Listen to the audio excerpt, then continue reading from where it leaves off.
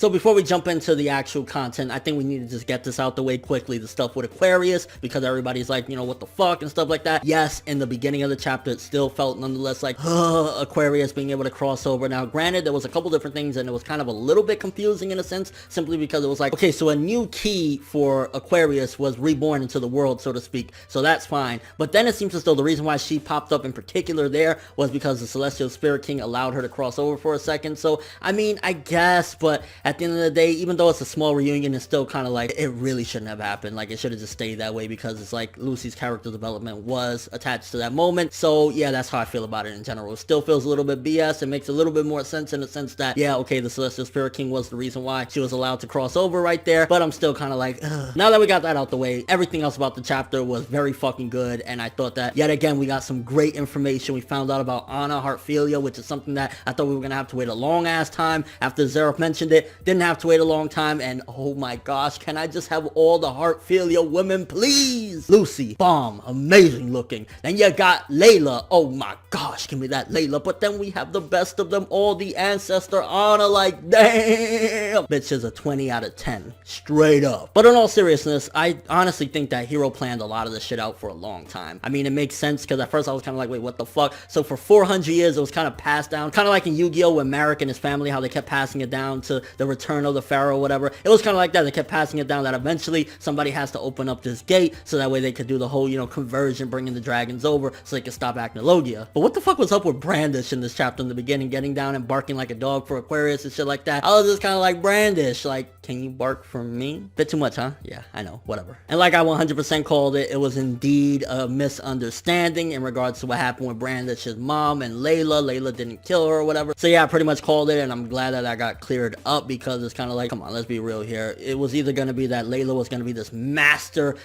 evil bitch, or it was going to be a misunderstanding, and it was more than likely the misunderstanding, and it was the misunderstanding. The thing that got me a little bit curious, I mean, already all that was pretty good, and the emotional stuff was great, but the last thing that Aquarius was going to say has me wondering what it was going to be. I'm curious, maybe she was going to say something, oh, the last thing I got to tell you, Lucy, there's a possibility your mother's still alive, or maybe your mother's in the Celestial Spirit World, because for a while now, it's kind of like, okay, we heard bits and pieces about Layla, but this chapter completely says exactly what happened.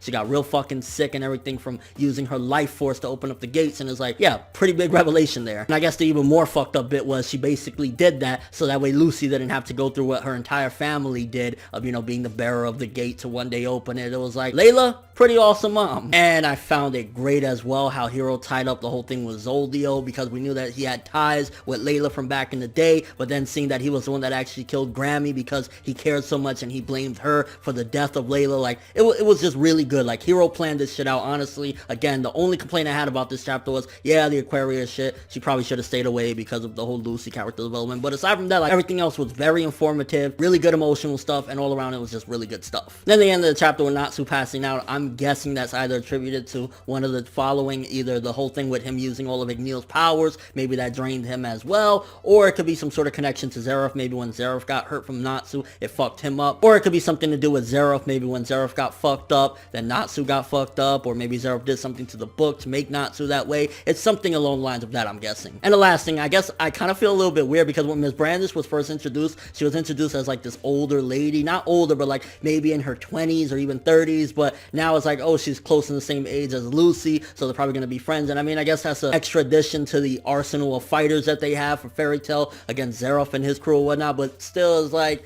I don't know how I feel about them all of a sudden becoming BFFs. But yeah, honestly, it was still a very good chapter. The information we got, finding out more about Layla, what happened with Grammy, the misunderstanding, and just getting a little bit of context with Aquarius and her relationship to Brandish and everything, like, definitely a very good chapter nonetheless. 8 out of 10 for this bad boy. Like, I really wish the Aquarius stuff was a little bit different. Maybe it was somebody else that explained everything, but whatever. Nonetheless, it was still very good. Let me know what you guys thought of this though. What do you think about Layla? What do you think about the final thing that Aquarius was gonna say? What do you think it could be? Could it be that Layla's still alive? Could it be that there's something else that she left behind? And your overall thoughts of the chapter? Honestly, I felt it was very nicely executed, and Hero tied everything up real nicely, especially going back to Zoldio and Grim Your Heart and all that shit. Like, that was really good. But thanks for watching. If you enjoyed anything about this video, make sure to drop me a like. I'd greatly appreciate it. And if you want more from me, make sure to subscribe. I'm ForneverWorld, and as always, people, have an awesome day.